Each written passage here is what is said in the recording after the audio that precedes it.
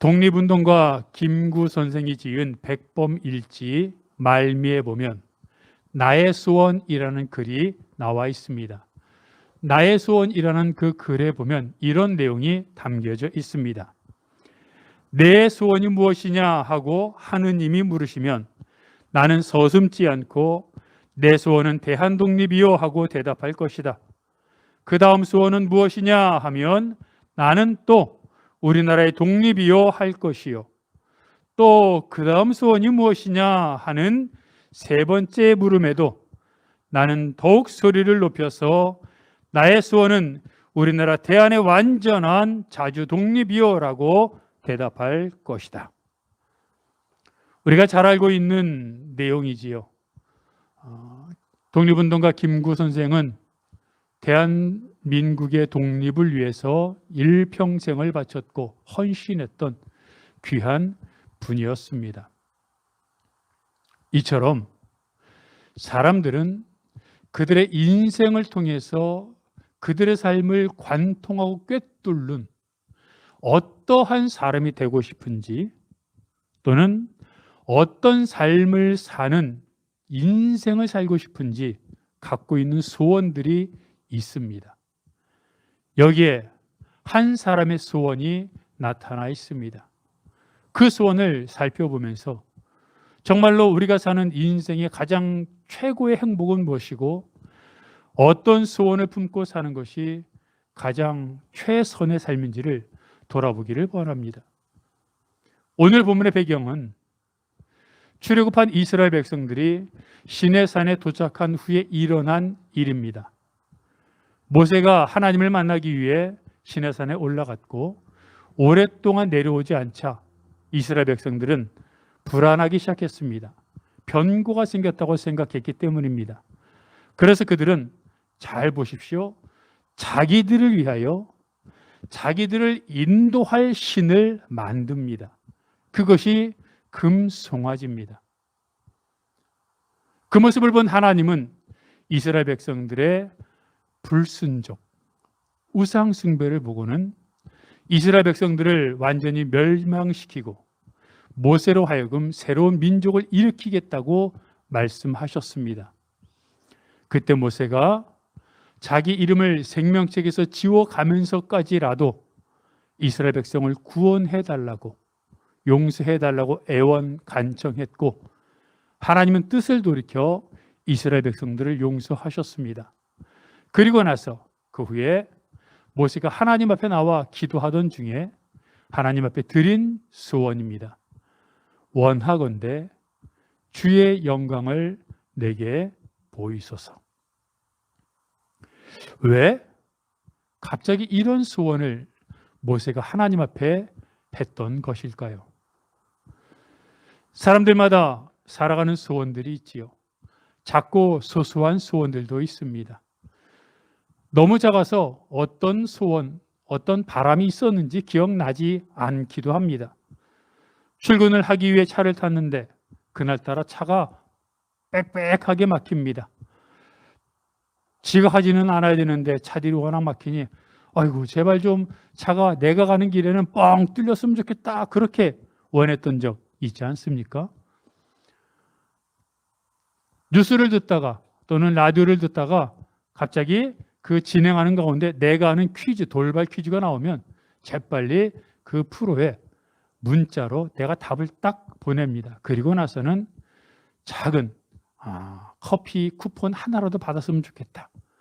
사람들이 많이 응모하겠지만 설마 내가 처음으로 이번에 응모했으니 하나 주겠지? 라고 소망을 품었던 적 없습니까?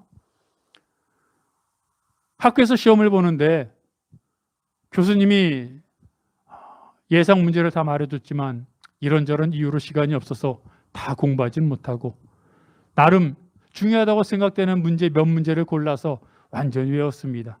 그리고 시험 시간이 되었습니다. 시험 문제를 딱 나눠줄 때 두근거리는 마음으로 과연 내가 준비했던 곳에서 문제가 나올 것인지 문제를 쫙 훑어볼 때의 그 소원, 여기저기서 동료들의 탄식과 환호성이 들리는 것을 경험해 본 적이 있을 것입니다. 이런 소소한 소원들, 이런 것들은 너무 작아서 응답이 되었는지 안 됐는지도 기억나지도 않습니다. 그런데 이것 말고 더 큰 인생을 가름할, 인생을 관통하는 소원들이 있습니다. 그것은 그 소원이 이루어지느냐 아니냐에 따라, 또 그 소원이 무엇이냐에 따라 그 사람의 일생에 지대한 영향을 끼치게 됩니다. 사랑하는 사람을 만나 그 사람과 일생을 함께 했으면 좋겠다는 소원을 품기도 합니다. 자녀를 낳고 이런저런 행복한 가정을 꾸리겠다는 그 달콤한 꿈을 꾸기도 합니다. 생각지 않았던 중병에 걸려서 생사를 오가면서 내가 다시 낫는다면 지금까지 살아왔던 삶과는 전혀 다른, 남을 돌아보고 이웃을 챙기고 오직 전진만 하는 삶이 아니라 주변을 살펴보고 이웃과 함께하는 삶을 살겠으니 제발 좀 살려달라고, 그런 소원을 품기도 하지요. 어떤 사람들은 돈벼락에 맞고 돈 뭉치에 깔리고 돈다발을 덮고 잤으면 좋겠다, 이런 소원을 갖는 사람도 많이 있습니다. 여러분, 그런데 이 소원을 들어보면요, 아무것도 아닌 것 같지만 이 아무것도 아닌 이 소원들을 잠시만 생각해 보면 그 소원 속에 그 사람의 가치관이나 그 사람의 애절한 마음이나 그 사람이 인생을 무엇으로 생각하는지, 인생의 가장 중요한 것이 무엇이라고 깨닫는지를 우리가 알 수 있습니다. 그래서 우리는 그들의 소원을 보면서 이 사람은 어떤 삶을 목적으로 하고 있구나, 이 사람은 인생의 최고봉을 이것으로 생각하는구나 하는 것을 알곤 합니다. 여러분 알지 않습니까? 어떤 사람하고 얘기를 할 때 그 사람과 얘기하면 특히 어떤 분야에 대해서 얘기할 때 말이 빨라지고 흥분하고 목소리가 높아지는 것을 경험하지 않습니까? 왜 그렇습니까? 자기가 관심 있고 흥미 있고 자기가 제일 중요하다고 생각되는 부분에서는 사람들은 누구나 흥분하기 때문입니다. 그런 걸 보면 바울의 이야기를 통해서 바울은 무엇을 중요하게 생각했는지 한번 돌아볼 필요가 있습니다. 바울은 자신이 교회들에게 보낸 서신서에서 항상 그 편지를 받는 교회의 성도들을 위해서 기도하곤 했습니다. 그런데 에베소서 1장 16절부터 19절까지를 보면 또한 에베소 교인들을 위한 바울의 기도가 기록되어 있습니다. 여러분, 제가 읽을 때에 바울이 과연 에베소 교인들을 위해서 무슨 내용을 기도했는지, 에베소 교인들이 어떻게 되기를 기도했는지 한번 생각해 보십시오. 에베소서 1장 16절부터 19절까지를 보면 이렇게 말하고 있습니다. 내가 기도할 때에 기억하며 너희로 말미암아 감사하기를 그치지 아니하고 우리 주 예수 그리스도의 하나님 영광의 아버지께서 지혜와 계시의 영을 너희에게 주사 하나님을 알게 하시고 너희 마음의 눈을 밝히사 그의 부르심의 소망이 무엇이며 성도 안에서 그 기업의 영광의 풍성함이 무엇이며 그의 힘의 위력으로 역사하심을 따라 믿는 우리에게 베푸신 능력의 지극히 크심이 어떠한 것을 너희로 알게 하시기를 구하노라. 좀 길긴 했지만 바울이 에베소 교인들을 위해 무엇을 기도했는지 알겠습니까? 사실 생각해 보십시오. 지금처럼 무슨 이메일이나 SNS를 통해 또는 핸드폰을 통해 수시로 연락할 수 있는 시대가 아니었습니다. 교인들에게 보낸 편지는 일생에 한 번 내지 두 번 정도 보내는 편지였습니다. 오래간만에 보내는 편지였으니 형식적으로라도, 아니 마음을 담아 우리라면 어떻게 했을 것 같습니까? 에베소 교인들이 하는 사업은 늘 형통하며 에베소 교인들이 다니는 회사에서 인정받고 늘 승진하며 에베소 교인들의 자녀들은 늘 성적이 상위권을 달리고 공부를 잘하고 잘 되기를 원하고 또 원하노라. 이런 말 한마디쯤 넣어줘야 되는 거 아닙니까? 우리 같으면 당연히 넣지 않습니까? 그런데 사도 바울의 기도를 들어보면 사도 바울은 이런 반구 한 번 하지 않습니다. 사도 바울은 에베소 교인들을 위해서 이렇게 기도합니다. 17절에 뭐라고 말합니까? 하나님을 알게 하시고. 에베소 교인들이 하나님을 알기를 기도합니다. 그리고 18절을 보면요, 부르심의 소망이 무엇인지, 하나님께서 에베소 교인들을 부르셨는데 그 부르심으로 인한 소망, 왜 부르셨는지, 그 하나님이 에베소 교인들을 부르신 것이 얼마나 감사하고 그 감사로 인한 인생에서 소망이 그들을 어떻게 변화시키시는지, 두 번째로 에베소 교인들을 향한 그 기업의 풍성함이 얼마나 많은지. 여러분, 하나님이 부르시고 그냥 놔두는 분이십니까? 에베소 교인들을 부르셨으니 그 부르신 에베소 교인들을 통해서 어떤 일을 행하실 것인지, 그리고 부르신 에베소 교인들을 통해서 얼마나 많은 것을 풍성하게 채우실 것인지, 세 번째로 19절에 이렇게 말합니다. 그 능력의 크심이 어떠한지. 이제 에베소 교인이 하나님의 자녀가 되었으니 하나님이 하나님의 자녀에게 베푸실 능력이 얼마나 큰지를 그들이 알고 경험하고 체험하고 깨닫기를 원하노라. 에베소 교인들도 산속에서 생활한 사람들이 아니었지 않습니까? 그리고 지금은 그나마 최저임금도 있지요. 법정 근로시간도 있죠. 빈부의 격차를 줄이기 위해 여러 가지 제도를 도입하고 있죠. 그 시대는 어떤 시대였습니까? 주인과 종, 노예가 있었던 시대입니다. 최저임금이요? 먹고 그냥 살 정도만 줘도 감사할 때였고, 최저임금도 없었고 어떤 보장도 되어 있지 않는 시대였습니다. 그렇다면 당연히 지금보다 더 직업을 가지는 것, 좋은 대우를 받는 것, 사회적 지위가 높아지는 것, 이것이 얼마나 지금보다 더 중요했겠습니까? 지금도 가진 자가 더 많은 것을 번다고 하는 시대인데, 이렇게 많은 제도적으로 관련되어 있는 법률이 있고, 그리고 평등을 위해 서로 많은 제도들이 연결되어 있다고 하는 시대에도 흔히 말하는 돈을 벌고 가진 사람이 더 풍성하게 되는 시대라고 하는데, 그 시대는 얼마나 더 한 번 가진 자가 더 많이 가졌겠습니까? 그렇다면 바울이 에베소 교인들을 위하여 정말로 사업의 풍성함, 회사의 취직, 학교의 입학, 그리고 건강, 이런 것들을 위해서 중점적으로 말을 했을 법도 한데, 바울은 전혀 언급하지 않고 에베소 교인들이 하나님을 알게 해달라고, 그리고 그로 인해 하나님의 에베소 교인들을 부르신 것이 얼마나 감사한 일인지, 그리고 부르신 이후에 그들을 얼마나 풍성하게 할 것인지, 그리고 그들에게 베푸실 능력이 얼마나 큰지를 에베소 교인들이 알았으면 좋겠다고 말합니다.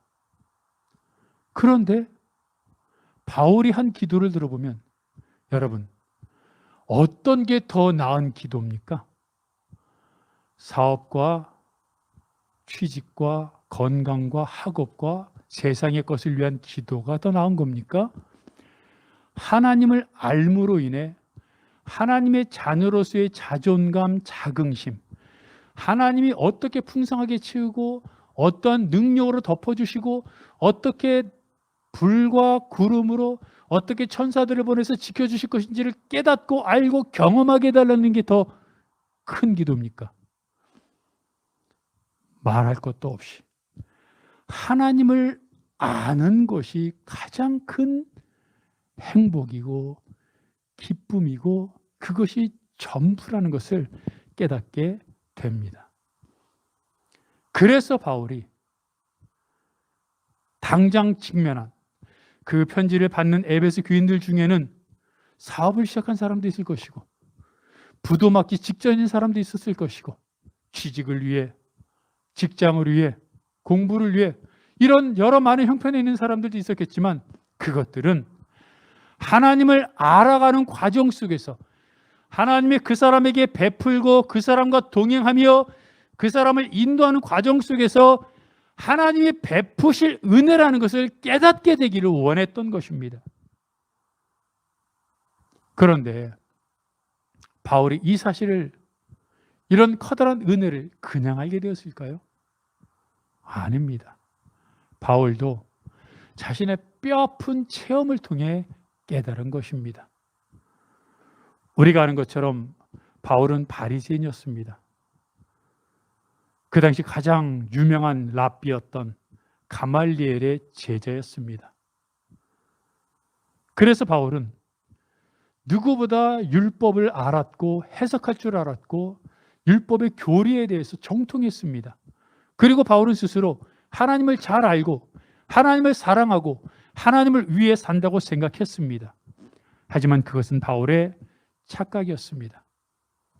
바울이 예수가 그리스도인 것을 부인했고 교회를 핍박하면 핍박할수록 하나님은 더 아파하셨고 하나님은 힘들어하셨습니다. 그랬던 바울이 어떻게 변화되었습니까? 다메섹으로 가던 도중에 빛으로 나타나신 예수 그리스도를 만났기 때문입니다.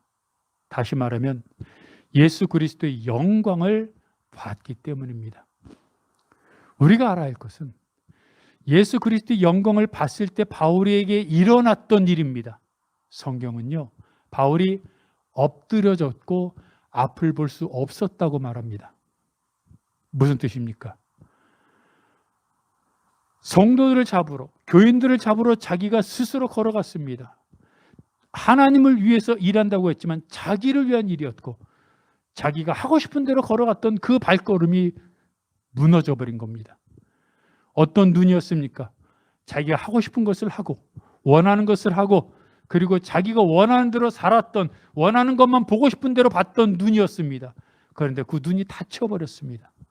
즉 하나님은 바울에게 있었던 자의적이고 자기 중심적이고 교만했던 삶의 통로였던 발걸음과 눈을 완전히 닫아버린 겁니다.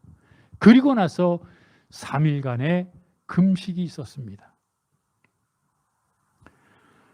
바울은 사흘 동안 앞을 보지 못하면서 금식했는데 그것은 자신의 삶을 돌아보는 회개의 시간이었습니다. 하나님을 위해서 한다고 했지만 알고 봤더니 내 중심에 내가 있었던 겁니다. 하나님을 위해서 살았다고 생각했습니다. 주를 위해 사업했고 주를 위해 헌신했고 주를 위해 모든 것을 했다고 생각했는데 발걸음이 멈춰지고 꼬꾸라지고 앞을 볼 수 없는 상황 속에서 나를 돌아봤더니 내 삶에서 일어났던 모든 일들을 봤더니 그것은 주를 위한 것이 아니었고 나를 알리기 위한, 나의 성취욕을 채우기 위한, 그리고 내가 얼마나 하나님을 사랑하는지를 사람들에게 보여주기 위한 나의 삶이었던 것입니다.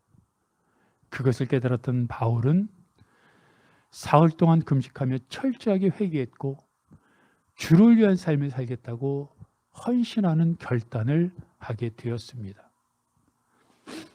그런 과정을 겪었던 바울이기에 다른 교인들이 하나님을 위해 산다고 하면서도 여전히 자기 중심적으로 살고 하나님을 위해 목숨을 바치겠다고 하면서도 자그마한 알량한 자존심 하나 때문에 싸우고 다투는 모습을 보면서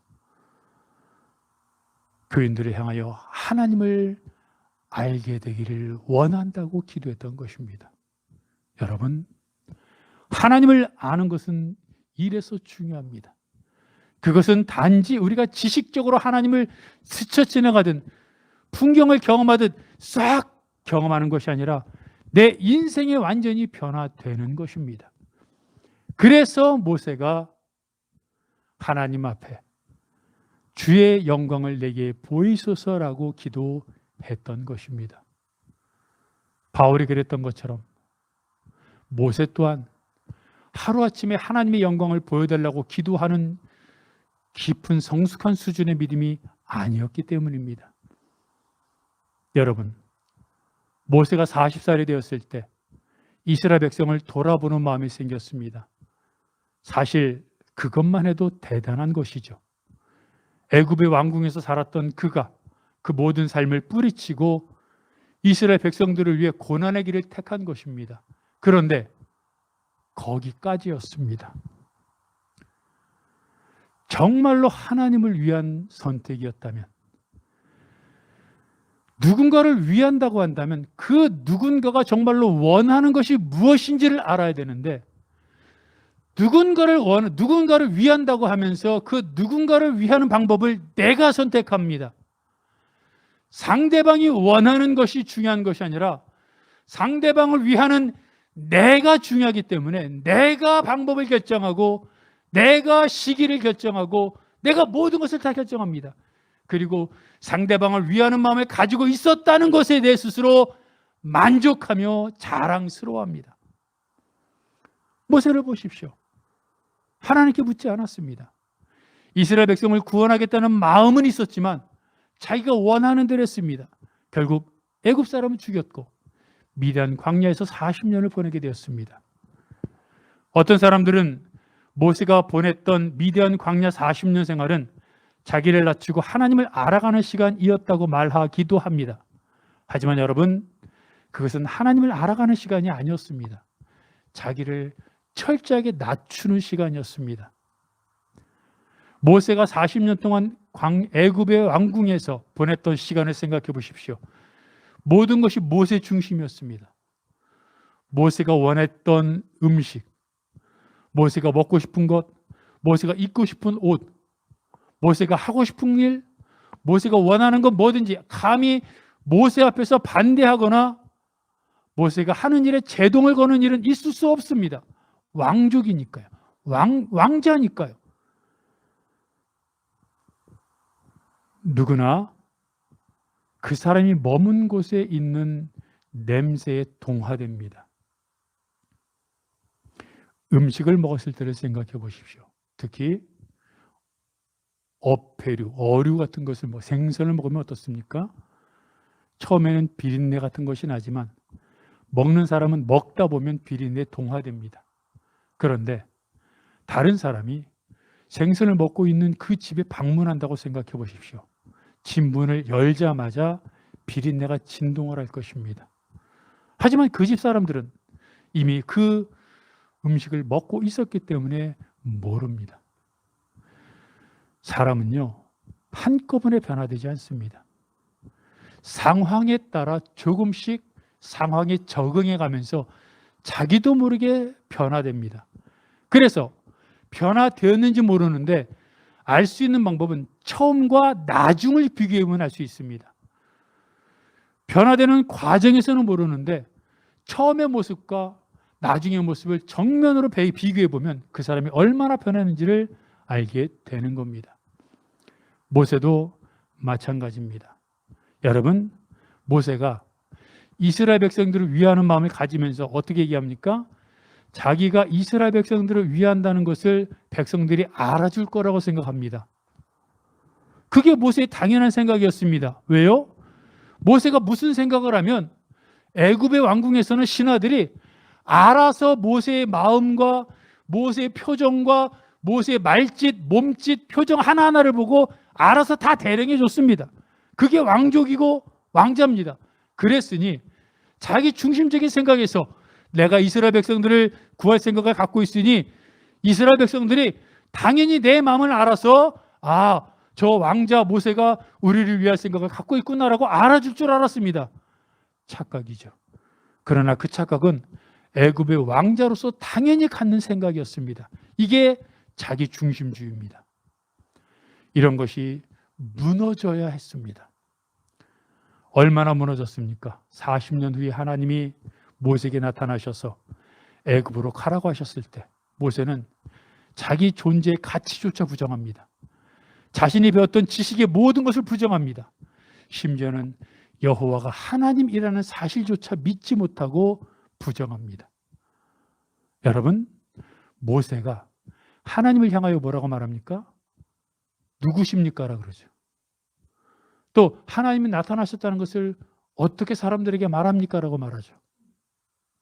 그게 이스라엘 백성들이 당신이 누구냐고 말할 것이고, 이스라엘 백성들이 당신이 나를 보낸 것을 어떻게 증명할 수 있느냐라고 말할 텐데, 그때 뭐라고 하시겠습니까? 라고 이스라엘 백성들이 묻는 것처럼 질문하지만 사실은 그것은 모세가 질문하는 겁니다.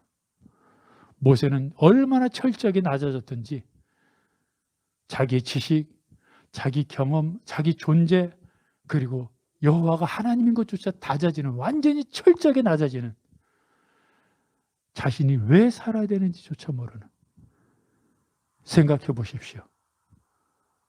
40살까지 애굽의 왕자였습니다. 그런데 미디안 광야에서 양을 쳤습니다. 자기 양도 아니고 장인의 양을 아침이면 양치러 나갔다가 저녁이면 양을 몰고 돌아오는 그런 일을 40년을 했습니다. 왜 살아야 되는지, 자기가 누군지,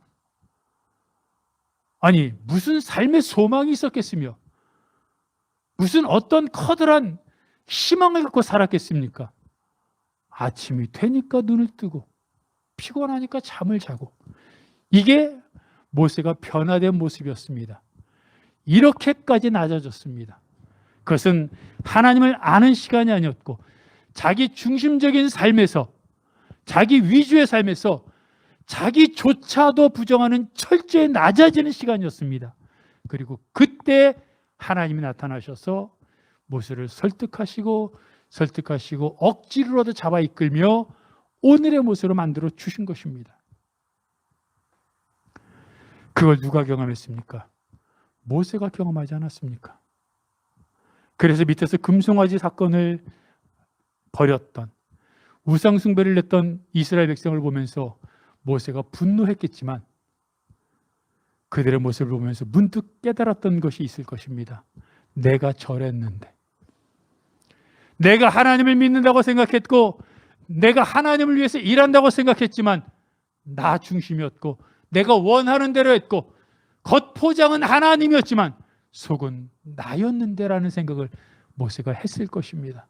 그러면서 하나님 앞에 나아가 이렇게 고백합니다. 주여, 주의 영광을 내게 보이소서. 이제는 거칠애 뿐인, 표면적인, 그리고 남들에게 보이기 위한 신앙이 아니라 정말로 주를 위한 삶을 살고 싶습니다.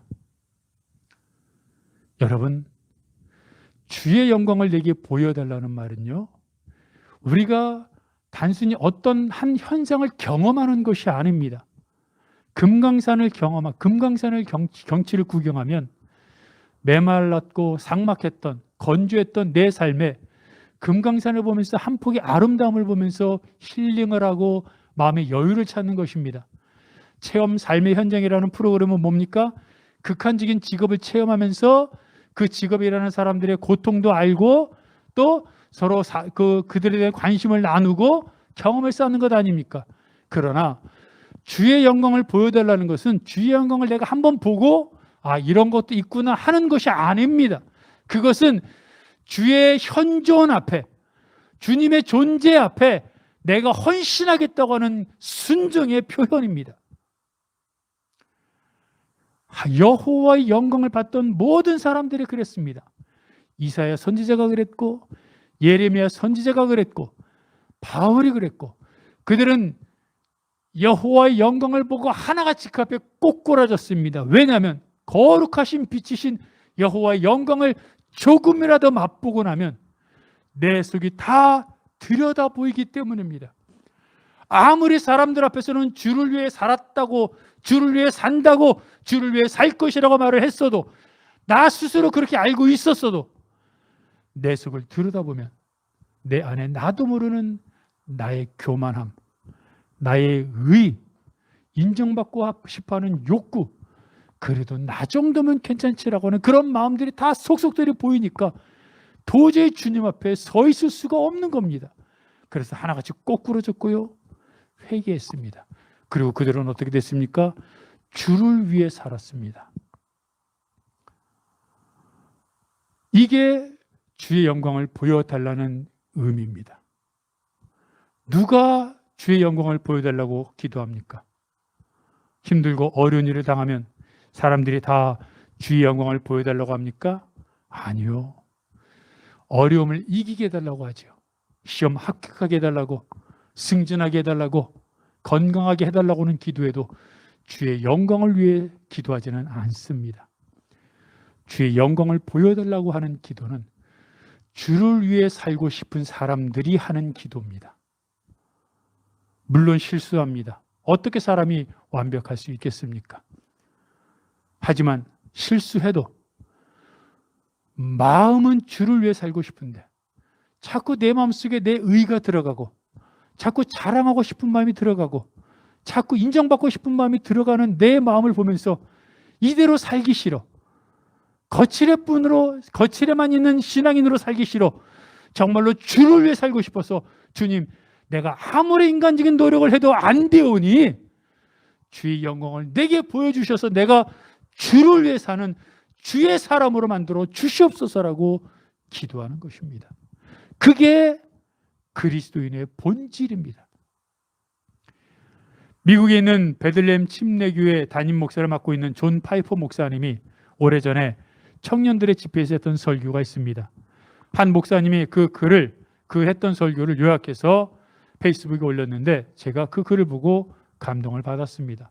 그 글은 이렇습니다. 존 파이퍼 목사님은 청년들에게 이렇게 말합니다. 요즘 현대 그리스도인들이 원하는 삶이 무엇입니까?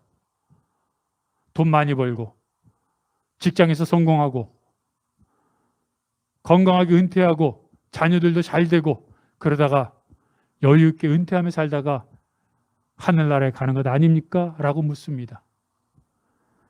그런데 이게 정말 행복하고 성공적인 삶일까요? 이것이 정말 성공적인 삶이라고 생각하는 것이 비극이라고 선포합니다. 그러면서 한 이야기를 합니다. 얼마 전에 있었던 80세가 넘은 여자 선교사님 두 분의 순교에 대한 이야기를 합니다. 80세가 넘은 여선교사님 두 분은 한 분은 간호사였고 한 분은 의사였습니다. 그들은 아프리카의 카메룬에서 고통받고 힘들어서 돈이 없으니까 의료치료를 받지 못하는 그 아프리카 원주민들에게 병을 고쳐주고 복음을 전하는 순교의 삶, 선교의 삶, 그리고 희생의 삶을 살았습니다. 그날도 카메룬의 한 산악지대에 환자들을 찾아가다가 산악지대 절벽 위에서 자동차가 브레이크 파일을 일으켜 낭떠러지로 떨어져 순교했습니다. 그러면서 파이퍼 목사님은 묻습니다. 이게 비극입니까? 그 80세가 넘은 여선교사님들과 동년배 다른 사람들은 은퇴해서 휴양지에서 또는 요양병원에서 여유있게 살고 있는데 그들과 달리 주를 위해 가난하고 헐벗은 자들을 위해 복음을 전하다가 한순간에 하나님 나라에 간 이 여선교사들의 삶이 비극입니까? 비극이 아니라는 겁니다. 정말로 비극적인 것이 무엇인지 또 이어서 얘기를 하는데 1988년 2월 리더스 다이제스트에 있었던 한 기사를 예로 듭니다. 그 기사 제목은 이른 선택, 이른 시작, 이른 은퇴였습니다. 미국 북동부에 살고 있는 한 부부가 5년 일찍 은퇴했습니다. 남편은 59세, 부인은 51세입니다. 그들은 날씨가 따뜻한 플로리다에 가서 집을 샀습니다. 요트도 샀습니다. 그리고 소프트볼을 하면서 지냅니다. 그리고 희귀한 조개 껍질을 모으는 게 취미입니다. 한참의 정막이 흐른 후에 파이퍼 목사님은 청년들을 향해 이렇게 말합니다. 이게 비극입니다. 많은 사람들이 이런 안락한 삶, 세상에서 안락하게 살다가 이 생을 마감하는 것이 행복이라고 생각하는 이것이 비극이라는 겁니다.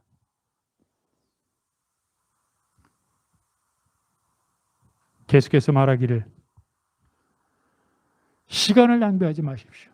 엉뚱한 곳을 쫓아다니지 마십시오. 주님은 우리들과 늘 동행하시기에 그 주를 위해 사는 인생이 행복한 인생이라고 말합니다. 마지막 날 창조주 하나님 앞에 설 때, 하나님, 내 차를 보십시오. 내가 살았던 집을 보십시오. 내가 모아놓았던 이 아름다운 조개 껍질을 보십시오. 라고 말하는 것이 하나님 앞에 마지막의 모습이 되지 않기를 바란다고 말하며 세월을 아끼라고 말을 합니다. 바울이 그랬습니다. 모세가 그랬습니다. 그들도 나름대로 하나님을 사랑했고 하나님을 위해 산다고 고백했던 사람들이고 그렇게 살았습니다.